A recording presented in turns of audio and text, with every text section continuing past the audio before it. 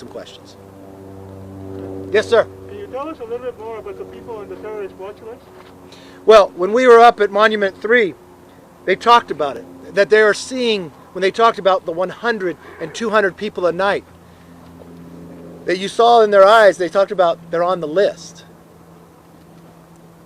John Katko here, who prosecutes terrorists and others, was the head of Homeland on the Republican side, asked him the question, what list are you talking about? The terrorist watch list. We asked him, which countries are people coming from? Yemen, Iran, Sri Lanka. That's what's coming across. And they're finding, they even talked about Chinese as well. And the problem, what they would tell you is that these cartels, because the highway is right next to it, would rush it with 80 people or more to have the Border Patrol go there to try to overrun it. And it's not far to be able to get into safety or security away from the Border Patrol agents. They have a short time frame to catch these individuals, but they're embedded together. And when you overwhelm the unit, but think about the opportunity that these cartels now have. We had built a facility larger than we ever thought we could meet. Today made history. Today they over capacity. And you know what I asked them? Well, is it slowing down? No, it's only growing exponentially every single day. On the very first day, the president said his priority was to make 11 million citizens. So when you ask the family from Honduras, why was it 22 days?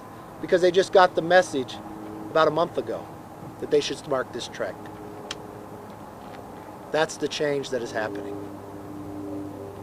Yes? You spoke about the children and how they're suffering. My understanding is that a lot of these children have actually been waiting along the border for the last maybe year or two even, which also seems inhumane. What is your suggestion of what should be the solution? What should happen? Well, I think when you meet on the other side of the border, it was when it was coming to asylum. That why would you risk a child going from a country to a country if you're going to claim asylum and you're leaving another country but passing another one? Wouldn't you want that case? Because when the cases are heard in America, 80% of them don't reach that. So why don't you have that answer back in your own home country? We had the program PACER that the president pulled. That's why we're seeing more come. I believe in legal immigration, to have a system that works.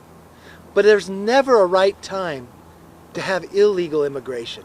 And when you had your own secretary to simply say, we're not saying don't come, just don't come right now. What happens is just what Maria talked about, the human trafficking of these children.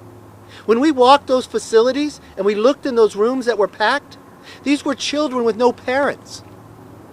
These were children that went numbers of days. Who knows what happened to them? Who knows who didn't make it? So no, don't encourage them to come. Yes, ma'am. Hi, McCarthy. Thanks for hosting us. I wanted to ask, right now, immigration policy is essentially at the whim of the administration. We have Trump, now we have Biden, but we have a Republican president again. So what can Congress do? And my second question being, a lot of the talk from your colleagues as well as you is a question of the right way to come. What is the right way to come? Well, that's perfect. And don't misconfuse border security with immigration. They're two separate. Right now we have a border that is not secure. Right now we know drugs. We know terrorists. We know what's happening to unaccompanied children coming across. The right way is to have a system that can work, that you don't wait forever. A right way to have a system that I believe fundamentally, even when you're talking about an education, when somebody's here, they get an engineering degree and others, then we tell them to go away and compete against us. I'm going to celebrate because every family's a family of immigrants. April 23rd of this year will be the 100th anniversary of my grandfather coming from Italy and landing on Ellis Island. He came with his mother. He applied. He had somebody who sponsored him. He went to work, his father, his mother.